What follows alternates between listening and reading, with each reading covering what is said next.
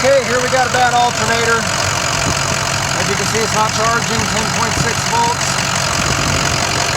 I have eliminated the cause being the connector by basically plugging the wires directly into the voltage regulator, bypassing the connector, which is right there. So you know there's a good connection there. If you watch this, if I just push on the back side of that voltage regulator, it will start charging.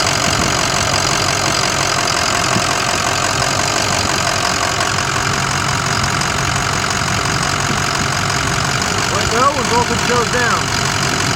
Alternator's bad.